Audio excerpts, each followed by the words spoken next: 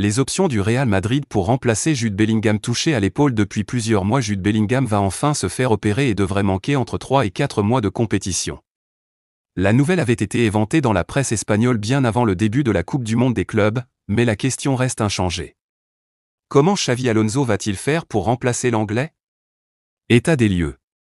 Dans cette saison 2024/2025 à rallonge, Jude Bellingham et le Real Madrid tirent la langue, mais les Merengues sont plus que jamais en course dans le mondial des clubs organisé aux États-Unis.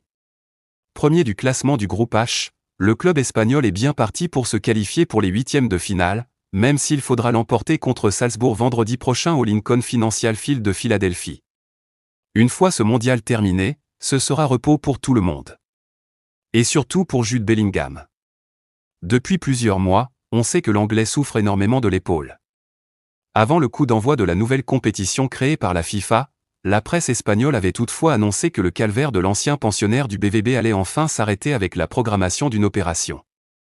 Un passage sur le billard censé l'éloigner des terrains durant 3 mois.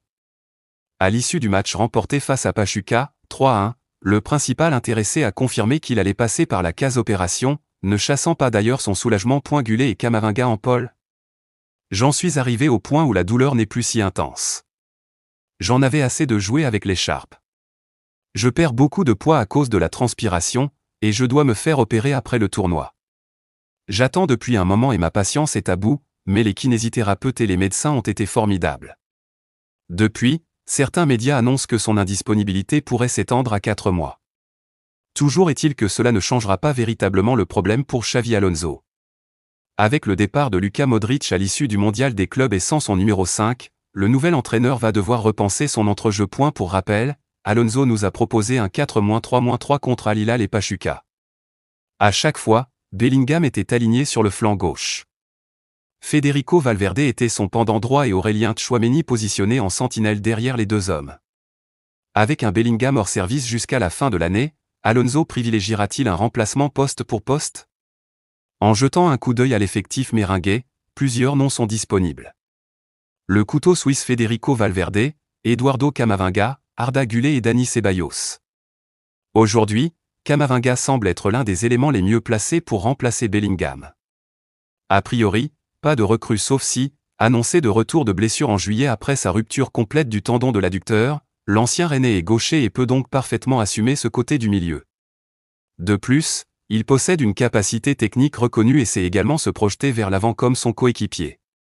Le tout sans oublier sa science de la passe et le profil défensif en cas de besoin. Seul hic, ses blessures à répétition. Décisif face à Pachuca, Güler est l'autre favori. Contre Pachuca, le Turc avait évolué dans l'entrejeu, mais à droite. Lui aussi est gaucher et cette saison est censée être celle de son éclosion. Étincelant lorsqu'il évolue un cran plus bas qu'en attaque, Güler sait lancer ses partenaires, mais aussi faire les courses vers l'avant pour marquer. Le nom de Ceballos mérite d'être cité, même si l'Espagnol a aujourd'hui le spleen et voudrait aller voir ailleurs. Seul problème pour lui, Madrid n'a pas prévu de recruter au milieu. En effet, il existe la possibilité de voir Xavi Alonso réclamer un renfort. Sauf que le recrutement d'un milieu est encore difficile à imaginer. Pour rappel, le coach merengue voulait ardemment Martin Zubimendi. Le joueur de la Real Sociedad avait même mis son transfert à Arsenal en stand-by, pensant voir la Casablanca arriver fort dans ce dossier. Au final, Florentino Pérez n'a pas bougé. Zubimendi l'a compris et se trouve désormais à Londres pour finaliser son arrivée chez les Gunners. Le président de la Casablanca a préféré foncer sur le jeune Argentin Franco Mastantuono. Un profil qui peut évoluer au milieu, même s'il semble partir de loin à bientôt 18 ans. À moins que la vente de Rodrigo ne change la donne. La Cadena Ser explique que le Real Madrid est disposé à lâcher le Brésilien, qui a bizarrement disparu de la circulation, en échange de 90 millions d'euros. Une somme qui servirait à recruter le milieu tant attendu par Alonso.